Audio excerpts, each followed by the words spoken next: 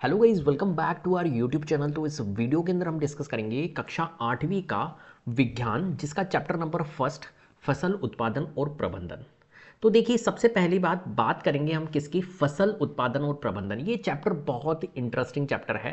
क्यों इंटरेस्टिंग है? क्योंकि आप देखोगे यहाँ पर कि किस तरीके से फसलें उगाई जाती है, क्या क्या पूरा प्रोसेस होता है, ठीक है, किस तरीके से यहाँ पर फसलों को बोया जाता है। तो ये सभी के बारे में एक ये इंटरेस्टिंग नॉलेज वाला चैप्टर है। तो हम समझेंगे इस चैप्टर के बारे में। चलिए तो शुरू करते हैं। सबसे पहले चैप्टर का नाम ही क्या है हमारे पास में, फसल। फसल का उत्पादन और कैसे प्रबंध किया जाता है, तो इसके बारे में हम देखेंगे। तो देखो, फसल, सबसे पहली बात, फसल की बात अगर हम करें तो फसल होता क्या है। तो आपने देखा होगा कि यार बड़ी बड़ी जगह पर मान के चलिए कि आप बसों में जा रहे हो तो कहीं कहीं पे आपको खेत नज़र आते हैं ना, और उस खेत के अंदर आपको नज़र आता है कि यार बहुत सारे क्या लगे हुए हैं, पौधे ही पौधे। ठीक है, पौधे ही पौधे लगे हुए हैं और एक ही टाइप के, सिमिलर टाइप के, एक ही प्रकार के पौधे ही पौधे लगे हुए हैं। ठीक है, तो उनको हम क्या बोलते हैं, उनको बोलते हैं फसल।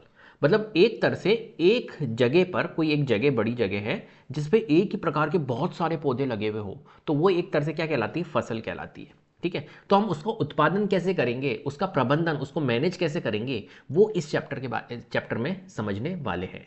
तो चलिए देखो, सबसे पहली बात, फसल की रिक्वायरमेंट क्यों है, फसल क्यों जरूरी है। तो देखो, होता क्या है कि सभी जितने भी जीव है उनको ऊर्जा प्राप्त करने के लिए किसकी रिक्वायरमेंट होती है, भोजन की आवश्यकता होती है। ठीक है, भोजन नहीं होगा, फॉर एग्जाम्पल अगर हम भोजन नहीं खाएंगे, ठीक है, किसी जीव को, अगर पौधों को भोजन नहीं मिलेगा तो वो क्या जी पाएंगे, पौधे क्या ग्रो कर पाएंगे, या हम भी क्या कुछ काम कर पाएंगे, नहीं। ऊर्जा कैसे मिलेगी, भोजन की हेल्प से मिलेगी। तो सभी जीवों को ऊर्जा प्राप्त करने के लिए सबसे पहले किसकी नीड होती है, भोजन की आवश्यकता होती है। अब ये जो भोजन है, वो देखो, पौधे जो होते हैं वो तो भोजन अपना स्वयं बनाते हैं। कौन सा प्रोसेस करके, प्रकाश संश्लेषण क्रिया करते हैं पौधे। और पौधे जो होते हैं वो अपना भोजन क्या करते हैं, स्वयं बना सकते हैं। लेकिन हम जैसे जानवर हुए, ठीक है, मनुष्य हुए, ये क्या करते हैं, ये भोजन खुद नहीं बनाते। ये भोजन दूसरों के ऊपर डिपेंडेंट होते हैं। किसके ऊपर डिपेंडेंट होते हैं, ये भोजन के लिए पौधों के ऊपर डिपेंडेंट होते हैं, निर्भर रहते हैं। या कोई जानवरों से ये भोजन प्राप्त करते हैं तो उनके ऊपर नहीं निर्भर रहते हैं। तो जानवर हुए, मनुष्य हुए, ये क्या होते हैं, ये खुद अपना भोजन नहीं बनाते। ये भोजन के लिए किसी पौधे के ऊपर डिपेंडेंट होते हैं, जानवरों पर निर्भर रहते हैं। ठीक है, तो भोजन, पाचन, श्वसन, उत्सर्जन और अन्य शारीरिक कार्यों के लिए क्या होती है भैया, ऊर्जा आपको प्रदान करता है। जो ये भोजन होता है ये हम पचाते हैं तो पचाने के लिए भी ऊर्जा चाहिए, है ना। सांस लेते हैं, श्वसन श्वसन क्रिया करते हैं तो उसके लिए भी ऊर्जा चाहिए। उत्सर्जन, अन्य शारीरिक कार्य जो भी हम करते हैं, ठीक है, काम करते हैं कुछ भी, फॉर एग्जांपल मैं आपके लिए वीडियो बना रहा हूँ तो इसके लिए भी मेरे को क्या कर चाहिए, ऊर्जा चाहिए। तो ये ऊर्जा कब प्राप्त होगी, जब हम भोजन करेंगे। तो भोजन इन सभी के लिए ऊर्जा अपने को प्रदान करता है। तो ये भोजन आपको नज़र आ रहा है, यहाँ पर आपको सब दिख रही है। यहाँ पर आपको एप्पल नज़र आ रहा है, यहाँ पर आपको बादामें नज़र आ रही है, दालें नज़र आ रही है ना, जामुन नज़र आ रहे हैं। ठीक है, तो ये सारे आपको यहाँ पर नज़र आ रहे हैं। तो ये एक तरह से क्या है, ये भोजन है। इनसे हमें क्या मिलती है, इनसे हमें मिलती है ऊर्जा। ठीक है, चलिए अब पढ़ते हैं कृषि पद्धतियों की आवश्यकता। क्यों है कृषि पद्धतियों की आवश्यकता। तो पहली बात, फसल के बारे में यहाँ पर पढ़ेंगे। अभी मैंने आपको वैसे तो फसल बता ही दिया है कि जब भी एक ही प्रकार के पौधे बड़े पैमाने पर एक ही स्थान पर उगाए जाते हैं तो इसे हम क्या कहते हैं, फसल कहते हैं। जैसे कि यहाँ पर आप देख रहे हो इस इमेज के अंदर, तो इस फोटो के अंदर आप देख पा रहे होंगे कि बड़े पैमाने पर देखो कितनी सारी एक ही टाइप के क्या है, पौधे हैं, एक ही प्रकार के पौधे हैं और बड़े पैमाने पर लगाए गए हैं। कितने सारे पौधे ही पौधे लगाए गए, तो ये एक तरह से क्या है, ये एक फसल है ना। तो उदाहरण के तौर पर जैसे गेहूं की फसल हुई, बाजरा की फसल हुई, मक्के की फसल हुई, है ना, दालें लगाई जाती है एक जगह पे। तो एक ही स्थान पर बहुत सारे पौधे लगाए जाते हैं एक ही प्रकार के, उनको हम क्या बोलते हैं कि यहाँ पर फसल लगाई गई है, ये फसल है। ठीक है, तो चलिए, तो बड़ी जनसंख्या को अब कृषि पद्धतियों की क्यों आवश्यकता हुई, क्यों कृषि की गई। तो देखो, बड़ी जनसंख्या को भोजन उपलब्ध कराने के लिए नियमित उत्पादन और उचित प्रबंधन और वितरण की आवश्यकता हुई। ठीक है, अब जैसे जैसे बड़ी जनसंख्या, जैसे जैसे जनसंख्या बढ़ रही है तो फिर भैया जैसे जैसे जनसंख्या बढ़ रही है तो वैसे वैसे क्या होगा, आपको भोजन भी उपलब्ध कराना होगा, उत्पादन करना होगा भोजन का। अब भोजन का उत्पादन कैसे करेंगे, फसलों के तौर पर। ठीक है, तो प्रारंभिक मानव जो है वो शिकार और भोजन एकत्र करने से आगे बढ़कर कृषि करने लगा, जिससे खेती की शुरुआत हुई। अब जो पहले थे, ठीक है, पुराने ज़माने में, तो पुराने ज़माने में क्या होता था, जब भोजन है तो उस टाइम तो भोजन हुआ नहीं करता था, तो क्या करते थे, शिकार करते थे किसी पेड़ पौधों से है ना, इनसे अपने भोजन कर लेते थे, है ना, या फिर हो सकता था कि वो किसी जानवर को मार के वो अपना भोजन कर लेते थे। ठीक है, इस प्रकार से वो ऊर्जा प्राप्त करते थे। लेकिन अब जो मानव है वो क्या कर रहा है, वो करता है भैया खेती। खेती की शुरुआत हुई है ना, ये अब किसी को मारना, किसी को ये सब कुछ करना, तो फिर उसके बाद में क्या हुई, खेती की शुरुआत हुई। और खेती की शुरुआत से एक तरह से फसल लगाई गई और फिर बड़े बड़े नियमित उत्पादन किए गए हैं, प्रबंधन इनका किया गया है। इस प्रकार से बड़े पैमाने पर ये सारी चीज़ें की गई है, क्योंकि जनसंख्या धीरे धीरे क्या हो रही है, बढ़ती जा रही है। और जनसंख्या जैसे जैसे बढ़ती जाएगी वैसे ही फसल का उत्पादन भी ज़्यादा होता जाएगा। चलो आगे बढ़ते हैं। तो ये जो फसलें हमने पढ़ी है अभी, तो फसलों के कौन कौन से प्रकार होते हैं। तो जो फसलों के प्रकार होते हैं, तो फसलें उनके बुवाई के मौसम के आधार पर अलग अलग वर्गीकृत की जाती है। जैसे खरीफ की फसलें होती है खरीफ फसलें, और रबी की फसलें होती है रबी की फसलें। अब क्या होता है खरीफ फसलें, क्या होता है रबी फसलें, ग्रीष्मकालीन फसलें भी होती है, लेकिन मेनली दो टाइप की फसल होती है, खरीफ की फसल और रबी की फसल। तो देखो खरीफ की फसलें जो होती हैं वो कब लगाई जाती है, वो मानसून के दौरान लगाई जाती है। मानसून के दौरान उनको बोया जाता है। मानसून का कब होता है, मानसून मतलब जब आपकी बारिश होती है। तो बारिश का सीजन कब होता है, जब जून से लेकर सितंबर, जून में बारिश स्टार्ट हो जाती है, आपने देखा होगा। तो जून, है ना, जुलाई, अगस्त, सितंबर, 3-4 महीने बारिश चलती है। तो इस सीज़न में खरीफ की फसलें बोई जाती है। अब कौन कौन सी होती है खरीफ की फसलें, ये याद रहना चाहिए। जैसे धान हुआ, मक्का हुआ, सोयाबीन हुआ, मूंगफली हुई, कपास हुई। तो ये सारी की सारी क्या है, ये सारी की सारी खरीफ की फसलें। ठीक है, ऐसे ही हमारी क्या होती है, रबी की फसलें होती है। रबी की फसलें क्या होती है, रबी की फसलें क्या होती है, ऐसी फसलें जो हमारी कब लगाई जाती है, सर्दी के मौसम में, विंटर सीजन में लगाई जाती है।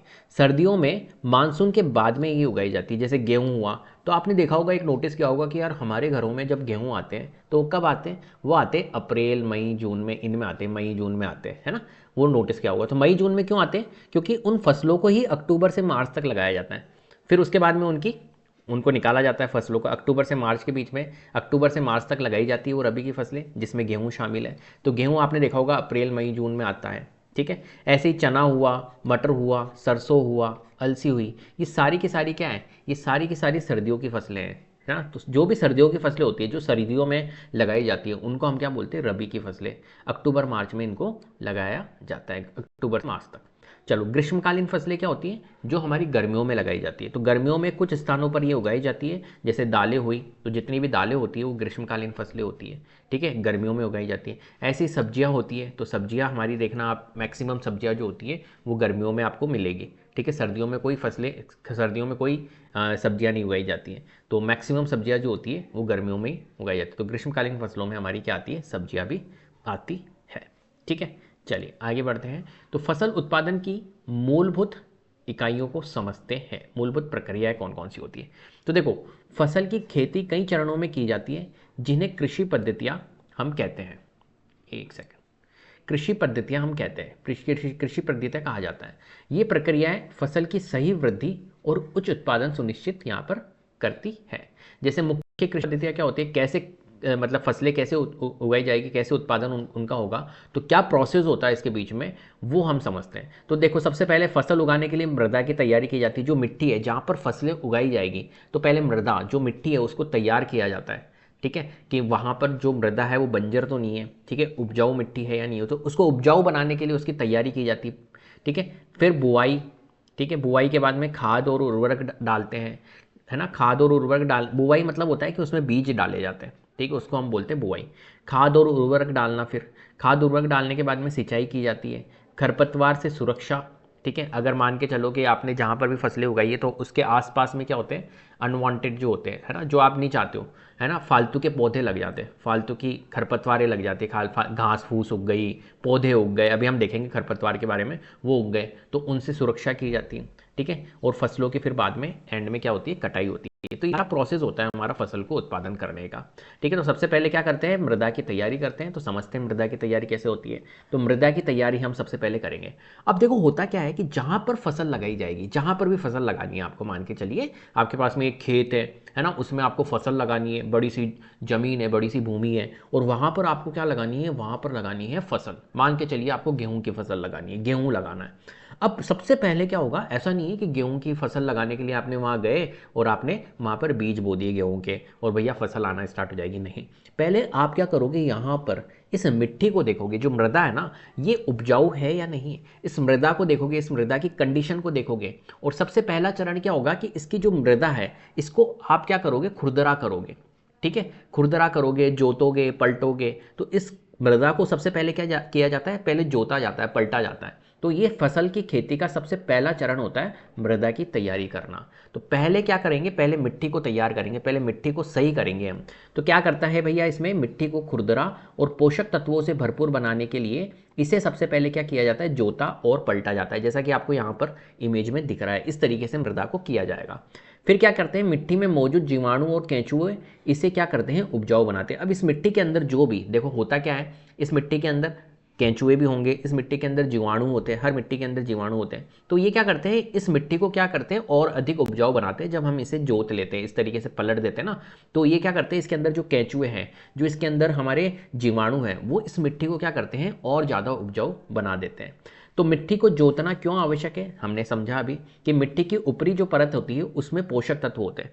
जो मिट्टी की ऊपरी परत होती है ना, उसमें क्या होते हैं, पोषक तत्व होते हैं। जब हम इसे जोत देते हैं तो क्या होते हैं, पोषक तत्व बहुत अच्छे से मिक्स अच्छे से हो जाते हैं। अब जब बीज अंदर डाला जाता है तो पोषक तत्व उसको अच्छे से मिल जाते हैं और जिससे कि वो ग्रो हो जाता है। इसलिए मिट्टी को ऊपरी परत में पोषक तत्वों का संचार ज़्यादा होता है और जड़ों के लिए हवा और पानी का संचार आसान हो जाता है जब हम इसे जोत देते हैं, इस तरीके से पलट देते हैं मिट्टी को। और जैविक पदार्थों का मिट्टी में मिश्रण भी अच्छे से बेहतर यहाँ पर होता है।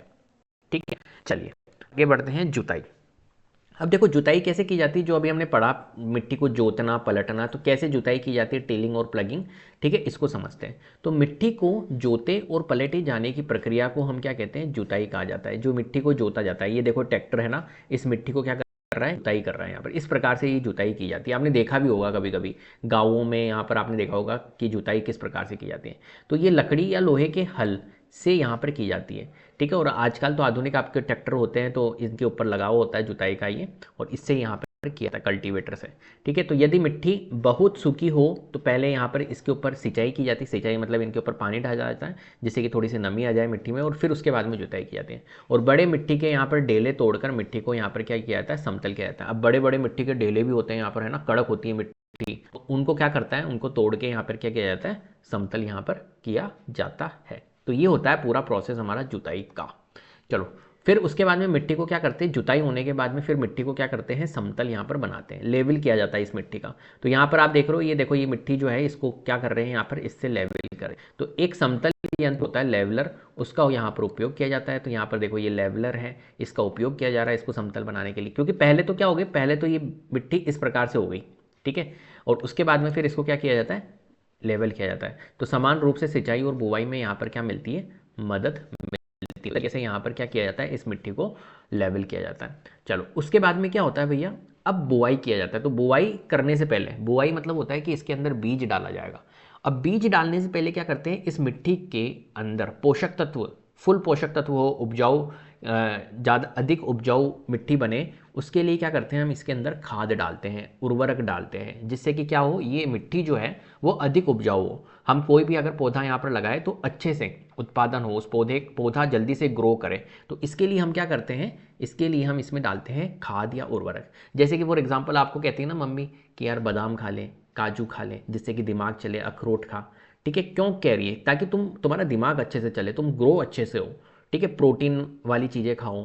ठीक है, ऐसा कहा जाता है ना। तो ऐसे ही हमारी मिट्टी को भी ज़्यादा ग्रो करने के लिए, किसी भी पौधे को ज़्यादा ग्रो करवाने के लिए उसमें पोषक तत्वों का होना जरूरी है, उसमें खाद का होना जरूरी है, उर्वरक का होना जरूरी है। तो हम क्या करते हैं, यहाँ पर पहले बीज डालने से पहले उस मिट्टी के अंदर क्या डाला जाता है, खाद को डाला जाता है। तो बुआई से पहले क्या करते हैं, खाद डालते हैं। तो मिट्टी की उपजाऊ शक्ति को बढ़ाने के लिए खाद और उर्वरक इसमें क्या करते हैं, मिलाते हैं।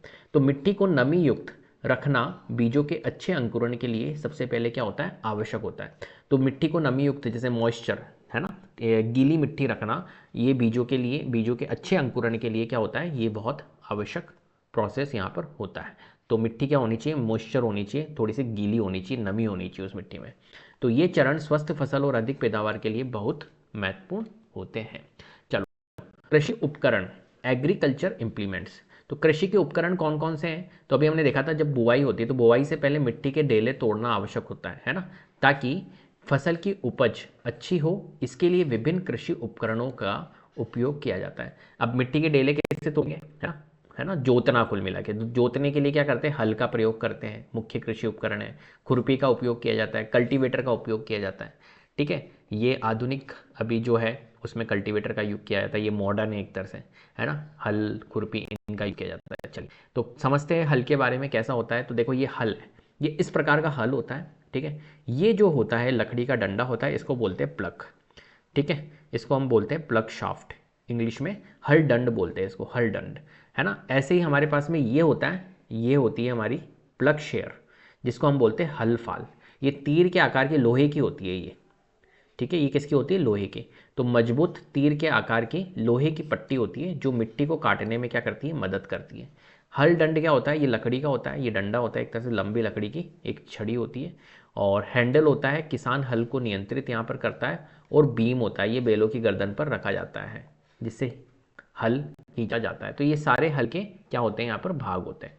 तो देखो क्या होता था, हल क्या होता है, ये प्राचीन समय से उपयोग किया जा रहा है और इसका उपयोग मिट्टी को जोतने, खाद डालने, खरपतवार हटाने और मिट्टी को पलटने के लिए यहाँ पर किया जाता है। तो इस प्रकार का यहाँ पर हल होता है।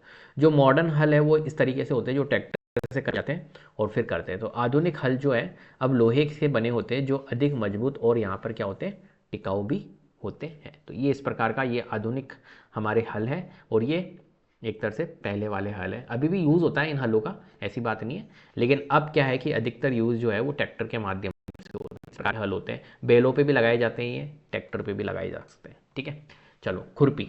अब खुरपी की बात करते हैं। तो ये देखो इस प्रकार की खुरपी होती है, ये आप देख रहे हो इस महिला को, लेडीज़ को, इसके हाथ में क्या है, ये खुरपी है। ये क्या कर रही है, इस खुरपी के माध्यम से इसको जोत रही है, मिट्टी को जोत रही है, मिट्टी को पलटने का काम कर रही है। तो ये एक सरल उपकरण है जिसका उपयोग किया जाता है खरपतवार हटाने के लिए। अब जैसे फॉर एग्जाम्पल यहाँ पर कोई घास फूस उग गई किसी फसल के पास में, तो वो एक तरह से क्या है, खरपतवार है। तो जितना भी उसके ऊपर पोषक तत्व जाने होंगे तो वो खरपतवार ले जाएगी। ठीक है, खरपतवार बहुत ख़राब होती है। आपने देखा होगा कि घरों में भी कोई आपने पौधा लगाया और उसके आसपास जो आप नहीं चाहते थे वो पौधा भी लग गया, है ना। जंगली पौधे हम जैसे कहते हैं, यार ये जंगली पौधा कैसे लग गया, वो एक तरह से खरपतवार होती है। तो उससे क्या होता है कि जो आपका मेन पौधा है जिसको आप देना चाहते हो, है ना, जिसको आप ग्रो करवाना चाहते हो, वो पौधा ग्रो नहीं हो पाता है, उसकी जगह वो ग्रो होने लग जाता है। तो वो खरपतवार है एक तरह से, वो चोर है। ठीक है, तो यहाँ पर एक तरह से खरपतवार को हटाने के लिए इसका यूज़ किया जाता है। मिट्टी को ढीला करने के लिए इसका यूज़ किया जाता है। ठीक है, संरचना कैसी होती है इसकी, इस तरीके की होती है, लकड़ी या लोहे की लंबी छड़ होती है और एक चौड़ी मुड़ी हुई लोहे की प्लेट जो ब्लेड की तरह काम यहाँ पर करती है। तो ये देखो आपको ये मुड़ी हुई प्लेट दिख रही है, ब्लेड की जैसे। ये पशुओं द्वारा खींचा जाता है जिससे काम आसान हो सकता है। चलिए आगे बढ़ते हैं। कल्टीवेटर, अब आजकल जो मॉडर्न है ना उसमें कल्टीवेटर यूज़ किया जाता है। तो कल्टीवेटर एक ट्रैक्टर से चलने वाला एक हल होता है, ये भी एक हल ही है ना। ये समय और श्रम की यहाँ पर बचत करता है और ये पारंपरिक तरीकों की तुलना से अधिक कुशल होता है। तो यहाँ पर आप देख रहे हो ट्रैक्टर, तो ट्रैक्टर के पीछे इस कल्टीवेटर को लगाया गया है। देखो ये ग्रीन कलर का आपको दिख रहा है ना, ये एक तरह से क्या है, कल्टीवेटर है। तो इससे भी हम क्या कर सकते हैं, आपकी जो मिट्टी है, मृदा है, उसको आप क्या कर सकते हो, जोत सकते हो। और ये उपकरण किसानों की मदद करते हैं जिससे फसल उत्पादन बेहतर और आसान यहाँ पर क्या होता है, बनता है। चलिए आगे, बीज बोना। अब सेकंड प्रोसेस होता है कि हमने क्या कर लिया, हमने अपनी जो मिट्टी है, मृदा है, उसकी तैयारी कर ली, है ना।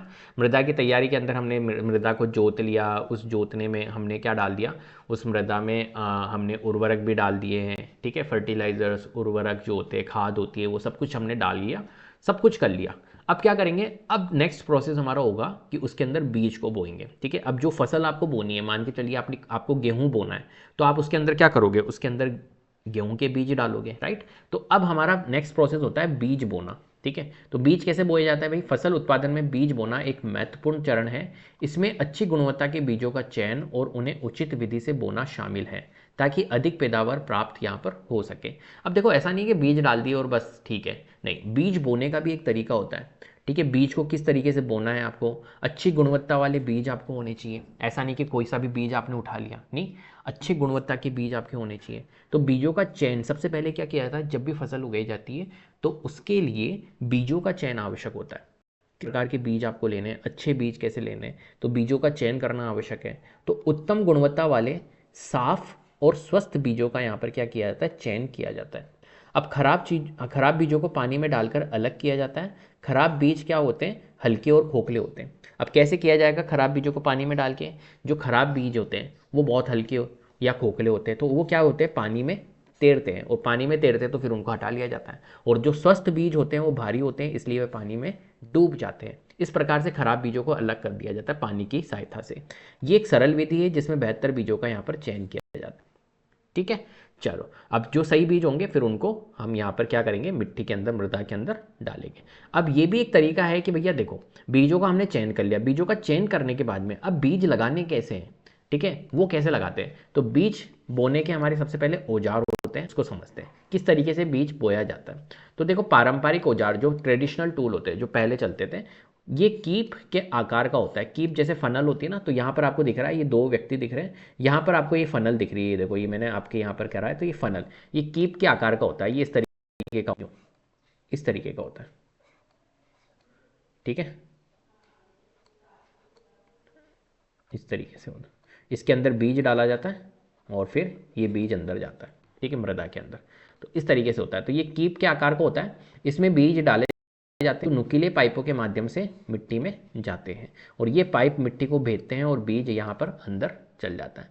और सीड ड्रिल, अब आजकल क्या होता है, आधुनिक औजार में जो ट्रैक्टर के साथ प्रयोग किया जाता है, ये आपको दिख रहा है, इस प्रकार का एक हमारे पास में औजार होता है। इसके अंदर बीज डाले जाते हैं और ये सीधा अंदर ड्रिल करता है। तो बीजों को समान दूरी और उचित गहराई पर यहाँ पर ये बोता है ना, ये बहुत स्मार्ट है, और बीजों को मिट्टी से ढक देता है, जिससे वे पक्षियों से सुरक्षित भी रहते हैं और समय और श्रम की भी यहाँ पर बचत होती है। तो ये बहुत एडवांस टेक्नोलॉजी है, ये बहुत एडवांस है। ठीक है, ये सब कुछ कर देता है, ये अंदर भी डाल देता है, ठीक है, उचित दूरी पे भी डालता है, बीजों को समान दूरी पे भी डालता है, और उचित गहराई पर बोया जाता है, और बीजों को मिट्टी से भी ढक देता है ये, ठीक है, जिससे कि पक्षियों से यहाँ पर सुरक्षित यहाँ पर महसूस होता है। ठीक है, चलिए आगे बढ़ते हैं। तो उचित बीज बोने का महत्व। अब सबसे पहली बात क्या होती है, ये बीज जो बोए जाते हैं, तो यहाँ पर देखो इक्वल डिस्टेंस पे बोए जाते हैं, ये थोड़े से डिस्टेंस पे, ऐसा नहीं है कि बिल्कुल एक बीज के पास में एक बीज। अगर एक बीज के पास में एक बीज बो देंगे तो फिर वो फसल उत्पादन ढंग से नहीं हो पाएगा, है ना। तो बीजों को अच्छे से बोने के लिए क्या करते हैं, बीजों को उचित दूरी पर बोना यहाँ पर क्या होता है, जरूरी होता है, ताकि क्या हो, अत्यधिक भीड़ ना हो, ठीक है, और हर पौधे को पर्याप्त सूर्य का प्रकाश, पोषक तत्व और पानी यहाँ पर मिल सके। तो कभी कभी अतिरिक्त पौधों को हटा दिया जाता है, जिससे अच्छी वृद्धि यहाँ पर होती है। अब इस पौधे के पास में मान के चलिए कोई अतिरिक्त पौधा, फालतू का पौधा लग गया, जिसको हम क्या बोलते हैं, खरपतवार, तो उनको भी क्या है, हटा दिया जाता है, जिससे अच्छी वृद्धि होती है। इससे स्वस्थ पौधे उगते हैं और फसल की पैदावार यहाँ पर क्या होती है, अधिक होती है। चलिए आगे बढ़ते हैं। खाद और उर्वरक। देखो, खाद और उर्वरक के बारे में भी मैंने बताया था कि जब मिट्टी को तैयार किया जाता है तो फिर उसके बाद में उसमें खाद डाली जाती है ना, ताकि वो और अधिक उपजाऊ हो। ठीक है, तो अब खाद और उर्वरक क्या होता है, क्या डिफरेंस होता है इनमें, इसको भी समझ लेते हैं कि खाद और उर्वरक क्या सेम होता है या अलग होता है। देखो, दोनों का काम सेम होता है, ऐसी बात नहीं, खाद और उर्वरक दोनों का काम यही है कि मिट्टी को अधिक उपजाऊ बनाना, ठीक है, जिससे कि आपका पौधा हो वो अधिक ग्रो करे। लेकिन दोनों में डिफरेंस होता है। दोनों में डिफरेंस क्या होता है, जो खाद होती है ना, ये तो देसी है एक तरह से, ये मान लो, और उर्वरक जो होती है वो विदेशी होती है। इस तरीके से आप इसको मान सकते हो। ठीक है, जो खाद होती है ये ऑर्गेनिक होती है एक्चुअली में। तो खाद और उर्वरक वे पदार्थ होते हैं जो मिट्टी में आवश्यक पोषक तत्व प्रदान करते हैं, जिससे पौधों की वृद्धि अच्छी होती है। अब खाद डालने की क्यों आवश्यकता होती है, देखो, मिट्टी फसलों को खनिज पोषक तत्व प्रदान करती है। जो मिट्टी होती है वो फसलों को क्या करती है, खनिज पोषक तत्व प्रदान करती है। लगातार फसल उगाने से मिट्टी में पोषक तत्वों की क्या होती है, कमी हो जाती है, और ये कम उपजाऊ होती रहती है। ठीक है, अब क्या होता है, अधिक उपजाऊ बनाने के लिए इसलिए किसान क्या करते हैं, खाद डालते हैं, जिससे मिट्टी की उर्वरता बनी रहे। यदि खाद ना डाली जाए तो पौधे कमजोर हो जाते हैं और पैदावार यहाँ पर क्या होती है, घट जाती है। ठीक है, तो इसलिए क्या होता है कि कंटिन्यूसली हम क्या करते हैं, यहाँ पर फसल लगाते रहते हैं। तो अगर कंटिन्यूसली अगर अपन फसल लगाएंगे तो क्या होगी, उसकी जो पोषक तत्वों में जो मिट्टी है उसके अंदर पोषक तत्व जो है वो कमी हो जाएगी। अब पोषक तत्व की कमी होने के बाद में क्या होता है कि हमारी जो पैदावार होती है वो कम हो जाती है, जो भी फसल लगाते हैं। तो इसलिए हम क्या करते हैं, यहाँ पर खाद डालते हैं जिससे कि उसकी जो उपजाऊ क्षमता है वो क्या बनी रहे, ठीक है, और पोषक तत्व वो बने रहे उसके अंदर। तो इसलिए हम वहाँ पर क्या डालते हैं, वहाँ पर खाद का यूज़ किया जाता है। ठीक है, एक होती है हमारी खाद। तो खाद वह जैविक पदार्थ होता है जो पौधों और जानवरों के कचरे के अपघटन से बनता है। अब देखो, मैं खाद बता रहा हूँ आपको, खाद जो होता है वो ऑर्गेनिक सब्सटेंस है, ठीक है। ये किससे बनता है? ये पौधों से और जानवरों का जो कचरा होता है ना, केमिकल एनिमल वेस्ट, उनसे बनता है। किसान कचरे को गड्ढों में डालते हैं और जहाँ सूक्ष्म जीव इसे विघटित कर देते हैं, बनने के बाद इसे जैविक खाद के रूप में उपयोग किया जाता है। तो यहाँ पर आप देख रहे हो, ये एक तरह से क्या है, ये कचरा ही एक तरफ है, लेकिन ये कचरा नहीं है, ये खाद है, ठीक है। आपको ऐसा लगेगा कचरा है यार, ये तो ब्लैक ब्लैक। अब ये एनिमल वेस्ट, जो हमारे जानवरों का जो कचरा होता है ना, जानवरों की जो वेस्ट होता है, उनसे मिलकर बनी हुई चीज़ें हैं ये, गोबर से, इनसे सबसे मिलकर बनी हुई है। तो ये होती है हमारी खाद, ठीक है। ये पौधों के लिए, फसलों के लिए बहुत अच्छी होती है, ठीक है। एक होता है उर्वरक। अब ये जो उर्वरक होता है जिसके अंदर पोटेशियम, ठीक है, सब कुछ होता है भैया, potassium, nitrogen, phosphorus, zinc, magnesium, जितनी भी धातुएं हैं ये सब इसमें होती है। अब होता क्या है कि ये बनाया किस में जाता है? ये बनाया जाता है लैब में, ठीक है। तो रासायनिक रूप से ये तैयार किया जाता है पोषक तत्व। तो रासायनिक रूप से जो एक तो होता है देखो ऑर्गेनिक, जिसको हमने बोला खाद, ठीक है। किससे बनता है ये जानवरों के, है ना, वेस्ट से बनता है, ठीक है। और ये सब्जियों से, इनसे सबसे इनसे बनता है, ठीक है, पौधों से, इनसे। और ये जो होता है उर्वरक, ये बनता है रासायनिक रूप से तैयार, पोषक तत्व होते हैं, ठीक है। जैसे यूरिया हुआ, अमोनियम सल्फेट है, सुपर फास्फेट, पोटाश हुआ, एनपीके, नाइट्रोजन, फास्फोरस, पोटेशियम, ये सब होते हैं इसके अंदर। तो उर्वरकों के क्या लाभ है? उर्वरकों के लाभ है कि भाई गेहूँ, धान, मक्का जैसी फसलों की पैदावार को ये बढ़ाते हैं। आपने देखा होगा यार, जैसे जैसे क्या हो रहा है, जनसंख्या बढ़ रही है, वैसे वैसे उत्पादन भी बढ़ रहा है। आप सोचो ये गेहूँ कितना हो रहा होगा, सोचिए, है ना, कितना गेहूँ हो रहा होगा। तो ये गेहूँ, धान, मक्का, है ना, और भी अधिक सब्जियाँ कैसी हो रही होगी। तो उर्वरकों का ही तो यूज़ किया जा रहा है भाई। खाद इतना नहीं कर सकती है जितना उर्वरक कर सकते हैं, जितना कमाल उर्वरक कर सकते हैं उतना कमाल खाद नहीं कर सकती। खाद ऑर्गेनिक है, आपने देखा होगा ऑर्गेनिक चीज़ें जो होती है ना, ठीक है, तो वो चीज़ें आपको कम मिलेगी। और कम इसलिए मिलेगी क्योंकि इतना ज़्यादा उत्पादन हो ही नहीं पाता है खाद से, और महंगी मिलेगी। आप देखना ऑर्गेनिक चीज़ें कभी भी देखोगे आप, ऑर्गेनिक लेने जाओगे तो वो आपको महंगी मिलेगी। लेकिन वहीं इनऑर्गेनिक चीज़ें जिसमें फर्टिलाइज़र, जिनमें उर्वरकों का यूज़ किया गया है, वो आपको ज़्यादा मिलेगी और सस्ती मिल जाएगी। क्यों? क्योंकि उसका उसका उत्पादन बहुत ज़्यादा है, राइट, ऐसा होता है ना। तो वो चीज़ है। चलो, तो उर्वरकों के क्या नुकसान है? लेकिन अब देखो, सस्ती तो आपको मिल रही है, उत्पादन भी बहुत हो रहा है उनका, लेकिन उनके नुकसान है कई। जब भी तो कहते हैं कि यार उर्वरक, फर्टिलाइज़र्स ज़्यादा अगर अपन यूज़ करते हैं, है ना, तो वो एक तरह से फसलों के लिए ख़राब है। तो अधिक उपयोग से मिट्टी की उर्वरता यहाँ पर क्या है, घट जाती है। जहाँ पर फर्टिलाइज़र्स ज़्यादा यूज़ होगा उर्वरक, तो वहाँ पर जो मिट्टी की क्षमता है, मिट्टी की जो उर्वरता है, वो क्या होती है, कम हो जाती है। और जल प्रदूषण जैसे कारण भी यहाँ पर बनते हैं, ठीक है। और जैविक खाद या फसल चक्र से इसे संतुलित करना यहाँ पर क्या होता है, जरूरी भी होता है। चलिए, मिट्टी की उर्वरता बनाए रखने के तरीके कौन कौन से? Soil replacement methods. तो देखो, मिट्टी की उर्वरता बनाए रखने के तरीके हैं खाद का सबसे पहले नियमित उपयोग, खाद का उपयोग करना, ठीक है, जिससे कि मिट्टी क्या हो, उपजाऊ हो। तो मिट्टी की बनावट में यहाँ पर क्या होती है, सुधार करता है। और जल धारण क्षमता, जो वाटर रिटेंशन कैपेसिटी होती है, वो भी क्या होती है, बढ़ती है। किससे? खाद से। फसल चक्र, क्रॉप रोटेशन, अलग अलग फसलें बारी बारी से उगाना, ठीक है। जो फसल है, एक ही प्रकार की फसलें नहीं, अलग अलग फसलें बारी बारी से उगाओ। और उदाहरण जैसे दलहनी फसलें मिट्टी में नाइट्रोजन की मात्रा को बढ़ाती है, जिससे अगली फसल को यहाँ पर क्या होता है, लाभ। तो अलग अलग प्रकार की फसलें उगानी चाहिए, ऐसा नहीं कि एक जगह पे एक ही फसल उगा रहे हो, ठीक है। क्योंकि दलहनी फसलें जो होती है ना, उसमें क्या होती है, नाइट्रोजन की मात्रा, उससे जो मिट्टी की नाइट्रोजन, मिट्टी में जो नाइट्रोजन होती है उसकी मात्रा क्या बढ़ जाती है। तो वो क्या होती है, वो दूसरी जो फसल कोई आप उगाओगे मान के चलिए, तो उसके लिए वो लाभदायक होती है। तो इसलिए फसल चक्र होना बहुत जरूरी है, क्रॉप रोटेशन। राइजोबियम बैक्टीरिया, जो नाइट्रोजन होता है, जो हमारी मिट्टी होती है उसके अंदर क्या होता है, राइजोबियम बैक्टीरिया होता है। तो दलहनी पौधे जो होती है उनकी जड़ों में ये पाया जाता है, राइजोबियम बैक्टीरिया। तो वायुमंडलीय नाइट्रोजन को मिट्टी में स्थिर करने में ये क्या करता है, एक तरह से मदद करता है, ठीक है। चलो नेक्स्ट, जैविक खाद के क्या लाभ है? तो जो जैविक खाद होती है उसके क्या लाभ है? जैविक खाद मतलब ऑर्गेनिक, है ना, मैंने बताया था वो किससे मिलती है आपको, वो मिलती है एनिमल वेस्ट, जानवरों के वेस्ट से। तो मिट्टी की जो जल धारण क्षमता है उसको ये बढ़ाता है जैविक खाद। मिट्टी को छिद्र युक्त बनाकर हवा के संचार में ये मदद भी करता है, ठीक है। मिट्टी में लाभकारी सूक्ष्म जीवों की संख्या भी बढ़ती है और मिट्टी की बनावट को ये सुधार कर फसल उत्पादन यहाँ पर बढ़ाता है। तो तो निष्कर्ष यही निकल रहा है कि भाई उर्वरक पैदावार बढ़ाते हैं, लेकिन जैविक खाद पर्यावरण और मिट्टी के लिए अधिक उपयोगी है। ठीक है, और ज़्यादा उर्वरक यूज़ कर लिया तो भैया आपकी जो मिट्टी है वो भी क्या हो जाएगी, खराब हो जाएगी एक तरह से। तो किसानों को खाद और उर्वरकों के संतुलित उपयोग से टिकाऊ खेती अपनानी यहाँ पर चाहिए। ऐसा नहीं कि उर्वरक मिला रहे, नहीं, दोनों का यूज़ करना चाहिए एक लिमिटेड मात्रा में। चलिए, तो उर्वरक और खाद में क्या डिफरेंस होता है इसको समझते हैं। देखो, एक तो होता है हमारा उर्वरक, क्या परिभाषा होती है, रासायनिक पदार्थ जो पोषक तत्वों से भरपूर होता है और कारखानों में ये बनाया जाता है। ठीक है, जो ये उर्वरक है ये रासायनिक पदार्थ होता है जो पोषक तत्व होते हैं इसके अंदर। ठीक है, और इनको कहाँ पे बनाए जाते हैं, लैब में बनाए जाते हैं, कारखानों में, फैक्ट्रीज में, इनमें यहाँ पर बनाया जाता है। ठीक है, जबकि खाद जो होती है वो प्राकृतिक होती है, तो प्राकृतिक पदार्थ जो पौधों और जानवरों के कचरे के अपघटन से ये बनता है। संरचना क्या है, विशेष पोषक तत्वों जैसे नाइट्रोजन, फास्फोरस, पोटेशियम ये शामिल होते हैं उर्वरकों में। वहीं जैविक पदार्थों से बना होता है, खाद जो होती है वो जैविक पदार्थों से बनी होती है जिसमें सभी आवश्यक पोषक तत्व संतुलित रूप से यहाँ पर मौजूद होते हैं। स्रोत, तो कृत्रिम रूप से कारखानों में निर्मित होता है, ठीक है, उर्वरक, जबकि ये प्राकृतिक स्रोतों से प्राप्त होता है, जैसे पौधे हुए, पशु हुए, वो उनके कचरे से यहाँ पर ये खाद मिलती है। मिट्टी पर प्रभाव, अब जो उर्वरक है फसल उत्पादन बढ़ाता है, लेकिन अत्यधिक उपयोग से मिट्टी की उर्वरता भी यहाँ पर क्या होती है, घट जाती है।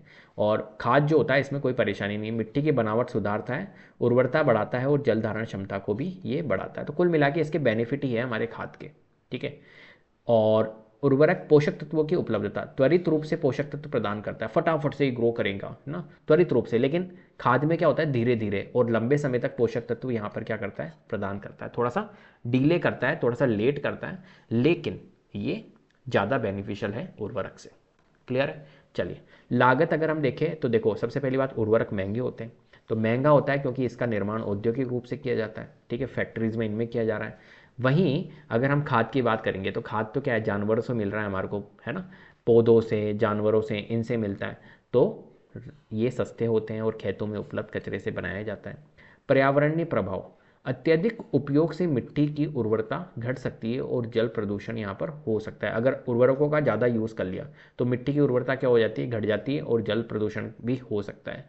जबकि ये जो होते हैं पर्यावरण के अनुकूल होते हैं और मिट्टी की सेहत को सुधारता है और प्रदूषण भी ये नहीं करता है। तो आप देख रहे हो जो हमारी खाद होती है उनके कितने बेनिफिट्स हैं। अब उर्वरक के अंदर जैसे यूरिया हुआ, एनपीके है, NPK nitrogen, phosphorus, potassium, super phosphate है, अमोनियम सल्फेट है, ये सारे क्या हैं, ये उदाहरण है उर्वरकों के। ऐसे ही अगर हम खाद में देखें तो खाद में कंपोस्ट होता है, वर्मी कंपोस्ट है, हरी खाद होती है, फार्म यार्ड खाद होती है, ये सारे क्या होते हैं, ये होती है हमारी खाद। तो निष्कर्ष यही निकल के आ रहा है कि जो उर्वरक है वो फसल उत्पादन को त्वरित रूप से बढ़ाते हैं, फटाफट से बढ़ा देंगे, कोई दिक्कत नहीं है, लेकिन दीर्घकालिक रूप से मिट्टी की उर्वरता को ये क्या करते हैं, नुकसान भी पहुंचा सकते हैं। खाद मिट्टी के स्वास्थ्य को बनाए रखता है और लंबे समय तक लाभदायक होता है। टिकाऊ कृषि के लिए खाद और उर्वरकों को संतुलित उपयोग आवश्यक यहाँ पर होता है। चलिए, नेक्स्ट इज सिंचाई। अब देखो, ये सब कुछ आपने कर लिया, कोई दिक्कत नहीं, आपने बीज भी बो लिया, बीज बोने के बाद में अब क्या करेंगे, हम सिंचाई करेंगे, है ना। तो सिंचाई क्या होता है और उसके महत्व क्या है, तो सिंचाई क्या है, सिंचाई वह प्रक्रिया है जिसमें फसलों को उचित समय पर पानी यहाँ पर प्रदान किया जाता है ताकि उनकी वृद्धि और विकास सही तरीके से यहाँ पर हो सके। तो सिंचाई का क्या महत्व है, तो बीजों के अंकुरण में सहायक होती है सिंचाई, ठीक है, और मिट्टी में पोषक तत्वों और खनिजों को घोलकर पौधों तक यहाँ पर पहुँचाती है। मिट्टी की नमी बनाए रखती है जिससे पौधों का विकास अच्छा होता है।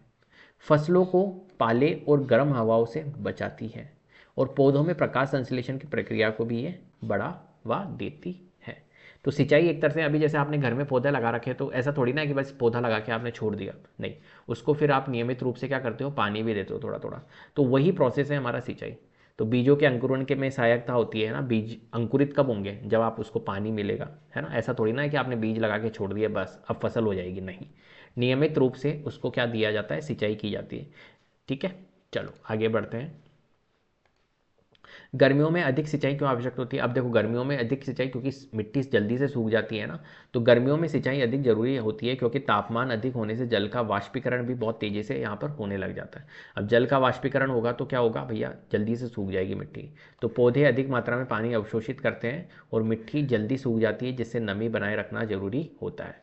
तो हमेशा देखना आप, ये जो फसलें होती हैं, इनमें इनकी जब आप मिट्टी देखोगे तो ये थोड़ी सी आपको गीली गीली नमी नमी दिखेगी। तो हमेशा नमी बनाए रखना यहाँ पर क्या होता है, ज़रूरी होता है।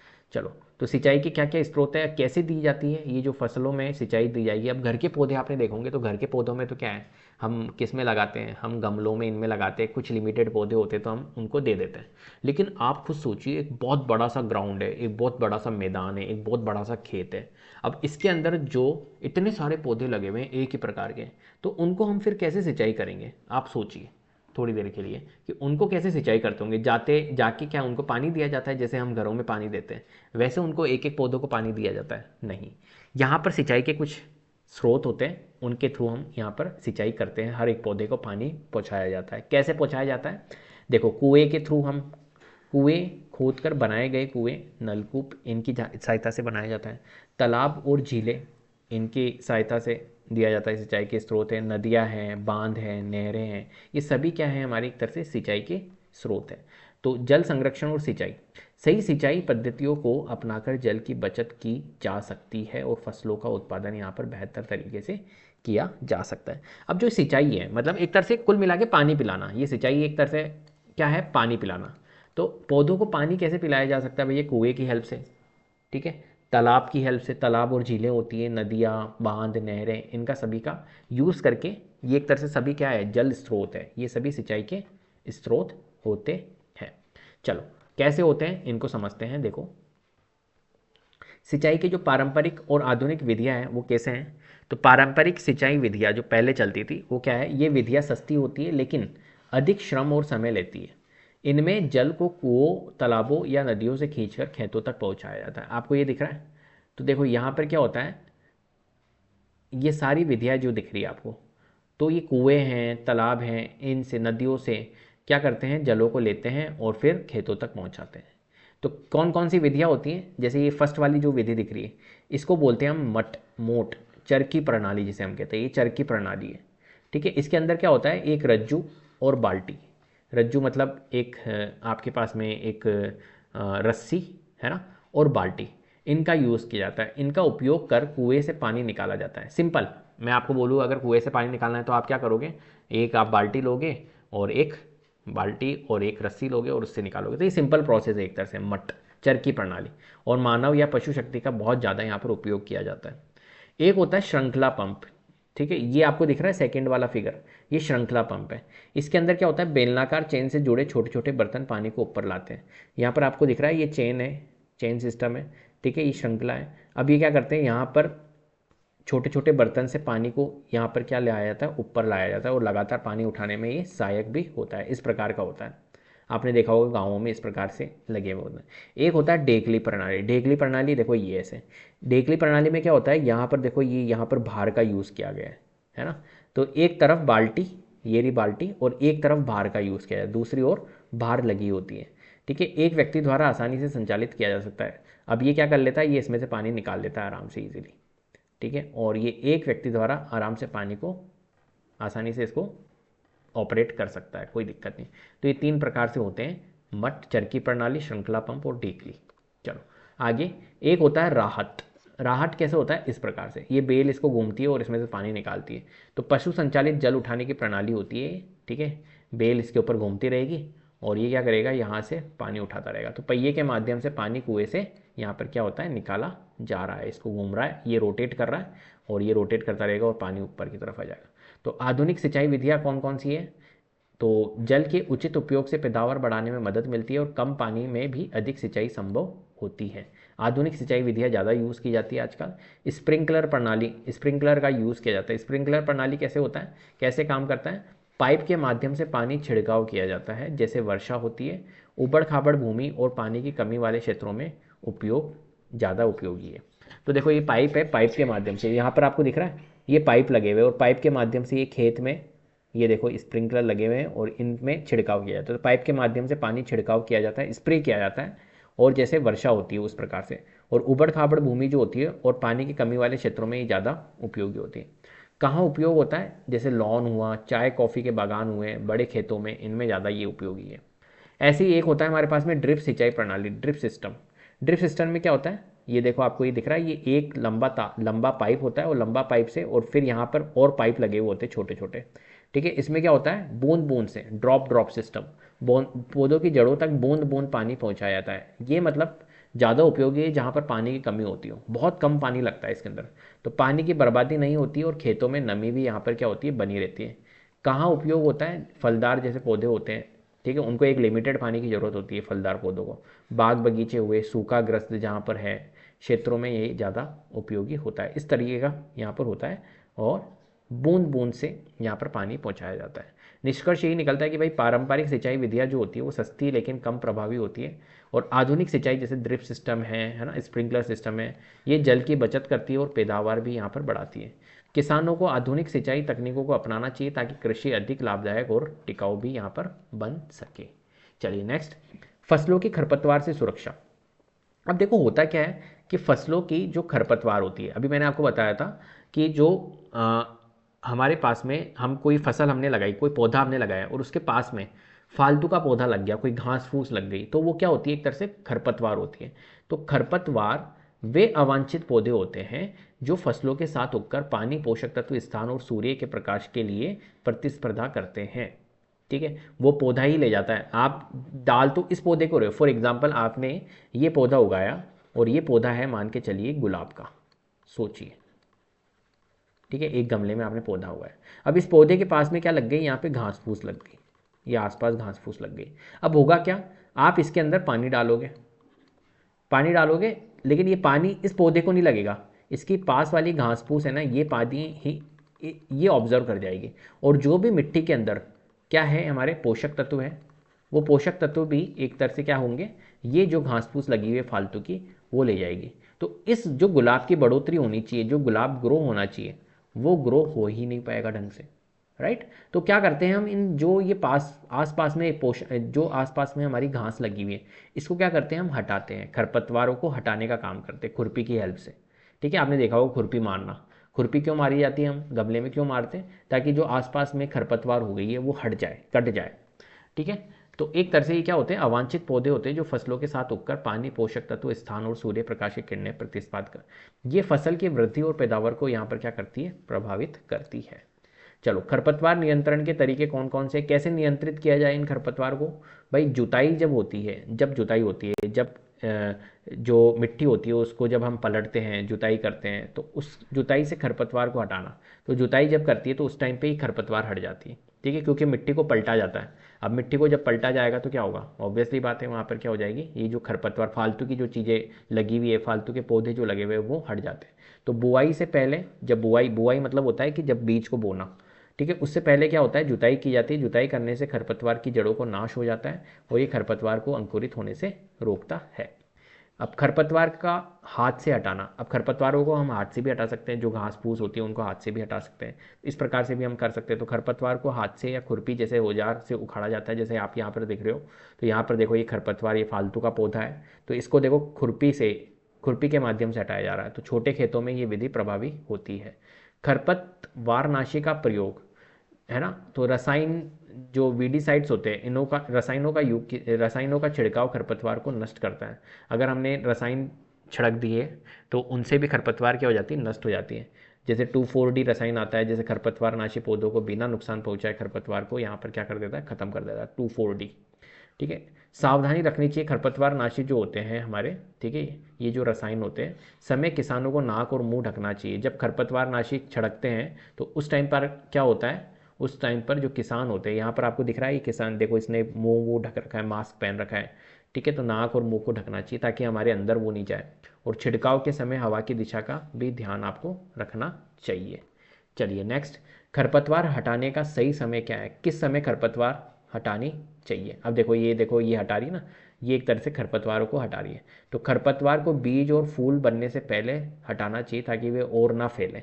अगर बीज और फूल बन गया तो फिर वो और ज़्यादा फैलेगी, तो उससे पहले ही क्या कर दो, हटा दो।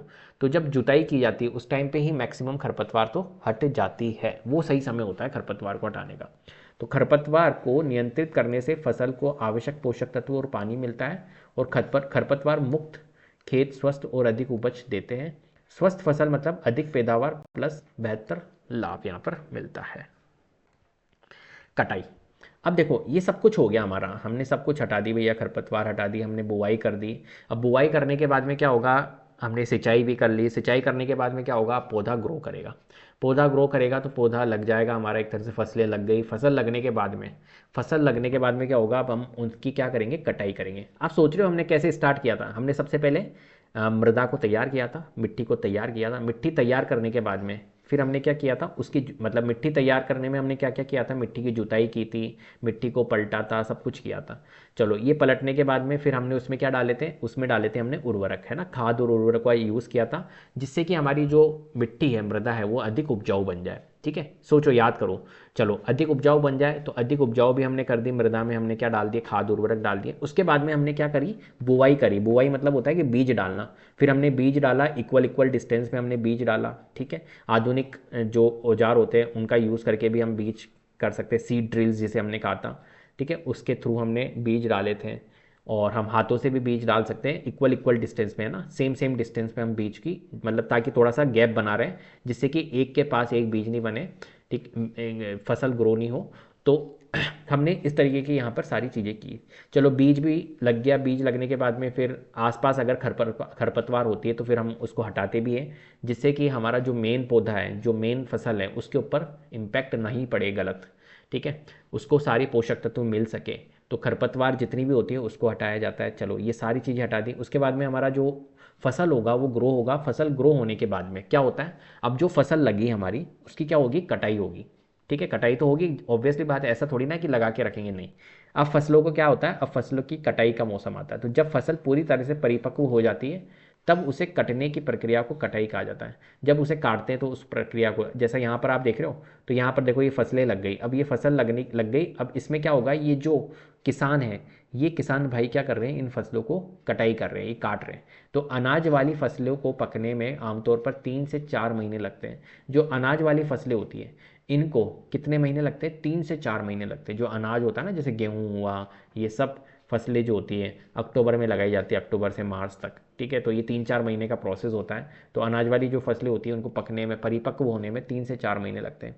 कटाई के कौन कौन से तरीके हैं, कैसे कटाई की जाती है, तो हाथ से कटाई की जाती है। जैसा यहाँ पर आप देख रहे हो, ये हाथ से कर रहे हैं कटाई, तो ये हाथ से कटाई। पारंपरिक तरीके से दरांती का उपयोग, दांती जो होती है ना, दांती से ही कटाई करते हैं, उपयोग करके फसल काटी जाती है। ये विधि छोटे किसानों के लिए ज़्यादा उपयोगी होती है। और मशीन द्वारा कटाई, देखो ये यहाँ पर आप देख रहे हो, ये यहाँ पर जो मशीन के द्वारा यहाँ पर कटाई हो रही है, ये मशीन एक बड़ी सी, और यहाँ पर क्या लग रही है, फसल।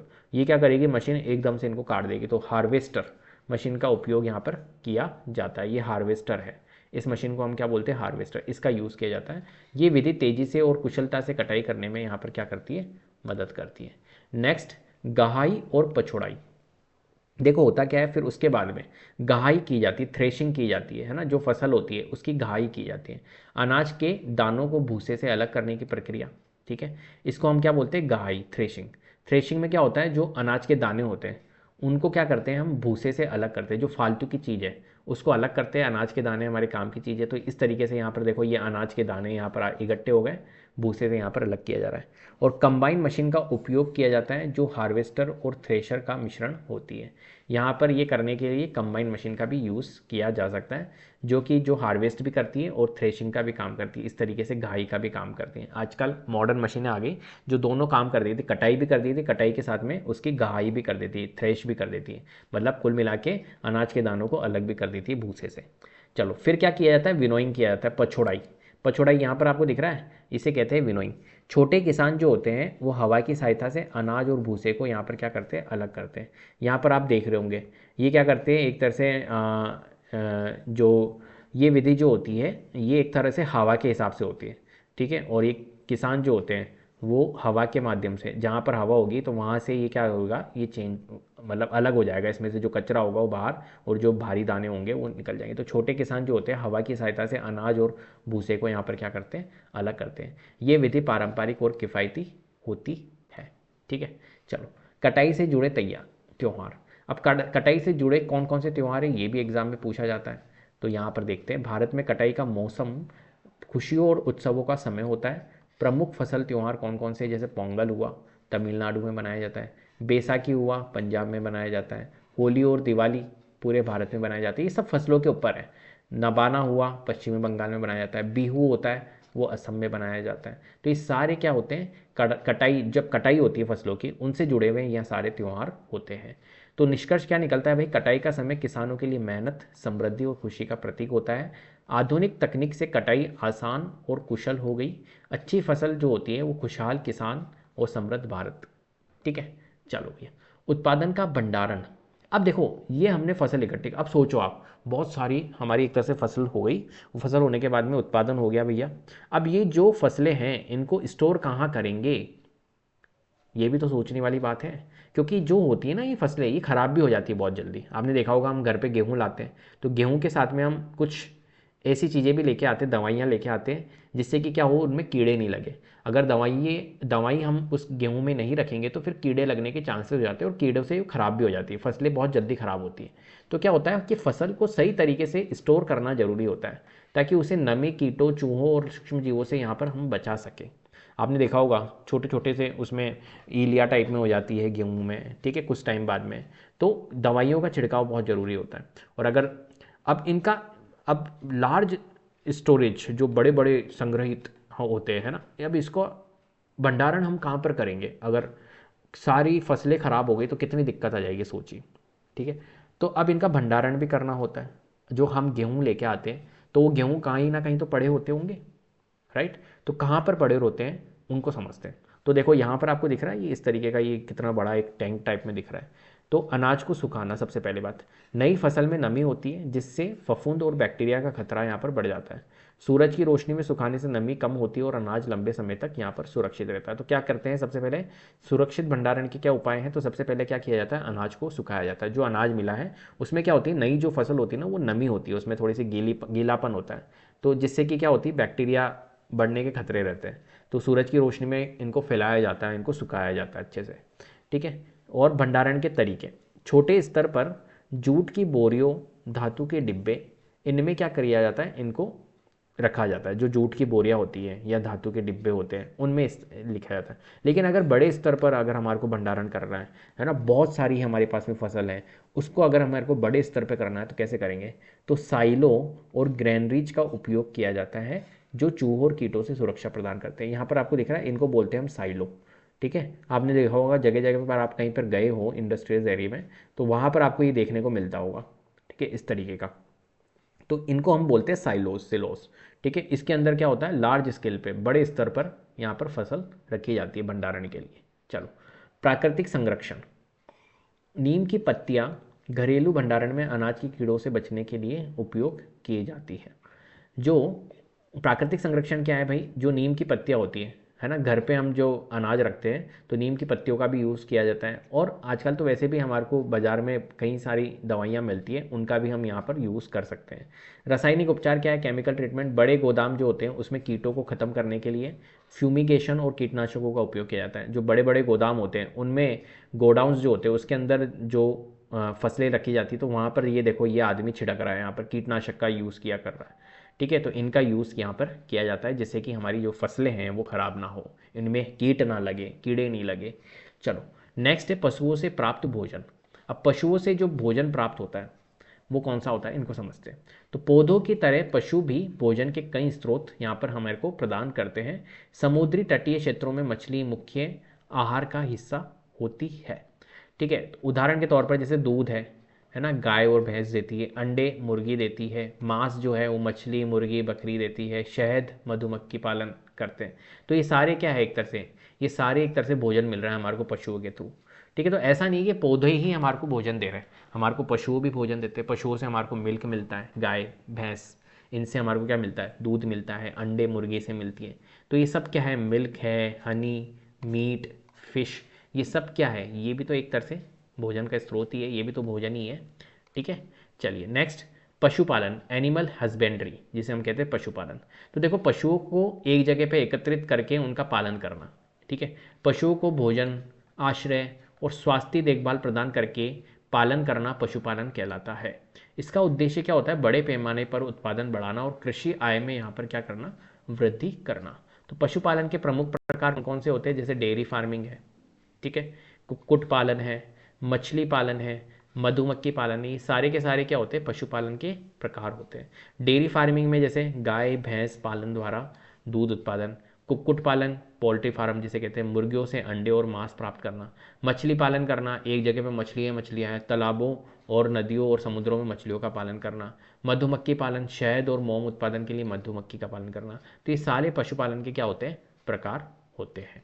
निष्कर्ष, सही भंडारण से अनाज लंबे समय तक सुरक्षित रहता है, और हमने जब भंडारण देखा था अभी हमने, तो लंबे समय तक हम सुरक्षित रख सकते हैं अनाज को। पशुपालन से दूध, अंडे, मांस और अन्य उत्पाद मिलते हैं जिससे किसानों की आय बढ़ती है। तो अच्छा भंडारण और प्लस पशुपालन वो बेहतर कृषि और पोषण है। नेक्स्ट है कृषि से जुड़े महत्वपूर्ण शब्द, इनके बारे में देख लेते हैं। तो देखो कौन कौन से हैं, हमने अभी पढ़े। तो कृषि की विधियाँ, फसलों की खेती के दौरान किए जाने वाले विभिन्न कार्य जैसे जुताई हुआ, बुआई हुआ, सिंचाई, कटाई, ये सारी क्या होती, कृषि विधियाँ होती है। तो पशुपालन क्या होता है, एनिमल हस्बेंड्री, जहाँ पर खाद्य पदार्थ, दूध, अंडे और अन्य उत्पादों के लिए पशुओं का पालन पोषण किया जाता है, उसे हम कहते हैं पशुपालन।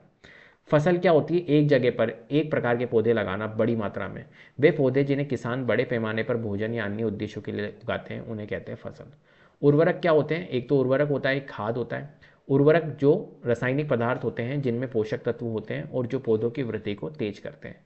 वहीं खाद जो होती है वो क्या होती है, जैविक पदार्थ होते हैं जो पौधों और पशु अपशिष्ट से बनते हैं और प्राकृतिक उर्वरक के रूप में यहाँ पर उपयोग होते हैं। भंडार गृह कहाँ होता है, जहाँ पर फसलों को रखा जाता है। तो बड़े भंडारण स्थान जहाँ अनाज को कीटों से बचाने के लिए रखा जाता है।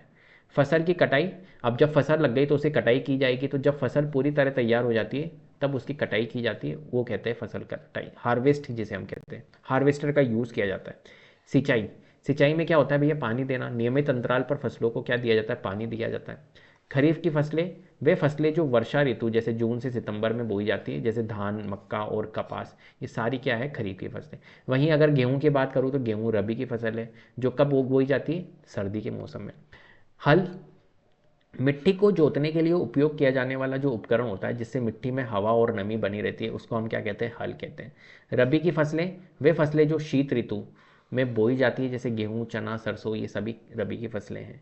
बीज क्या होता है, बीज उगाया जाता है। तो पौधे का वह भाग जिससे नया पौधा उगता है उसको बीज कहते हैं। साइलो क्या होता है, मैंने बताया था, बड़े बड़े टैंक जैसे होते हैं जहाँ पर भंडार किया जाता है। तो बड़े पैमाने पर अनाज भंडारण के लिए उपयोग किया जाने वाला एक संरचनात्मक भंडारण, इसको कहते हैं साइलो। बुआई, बुआई मतलब बीज को बोना। मिट्टी में बीज बोने की प्रक्रिया जो होती है वो बुआई होती है। भंडारण क्या होता है, कटाई के बाद अनाज को सुरक्षित रखने की प्रक्रिया जिससे उन्हें नमी, कीटों और सूक्ष्म जीवों से बचाया जा सके, उसको कहते हैं स्टोरेज भंडारण। गहाई, गहाई में थ्रेशिंग की जाती है ना, तो कटे हुए फसल से अनाज को अलग करने की प्रक्रिया है ना, उसको हम बोलते हैं गहाई, थ्रेशिंग करना। ठीक है, अनाज अलग हो जाता है और जो भूसा है वो अलग हो जाता है। खरपतवार, अवांछित पौधे होते हैं जो फसलों के साथ उगते हैं और उनके विकास को प्रभावित भी करते हैं। फालतू के पौधे जो लगते हैं, ठीक है, जैसे घास फूस लग गई पौधे के पास में, उसको हम बोलते हैं खरपतवार। खरपतवार नाशी क्या होते हैं, जो इनको खरपतवारों को नष्ट करते हैं। तो वे रसायन जो बिना फसल को नुकसान पहुंचाए खरपतवारों को नष्ट करते हैं उनको कहते हैं खरपतवार नाशी। विनोइंग क्या है भाई, विनोइंग हवा या पवन की सहायता से भूसे से अनाज को अलग करने की प्रक्रिया, उसको हम बोलते हैं विनोइंग। तो ये सभी हमने टर्म्स के बारे में, जो इस चैप्टर के अंदर सारी जितने भी टर्म्स थी उनके बारे में हमने यहाँ पर पढ़ लिया है। क्लियर है। तो उम्मीद करता हूँ आपको वीडियो पसंद आई होगी। अगर वीडियो पसंद आई है तो प्लीज़ लाइक कीजिए, शेयर कीजिए, चैनल को सब्सक्राइब कर लीजिएगा, बेल आइकन को जरूर प्रेस कर लीजिएगा जिससे कि अपकमिंग वीडियोज़ के नोटिफिकेशन आपको टाइम टू टाइम मिलते रहें। Thank you so much.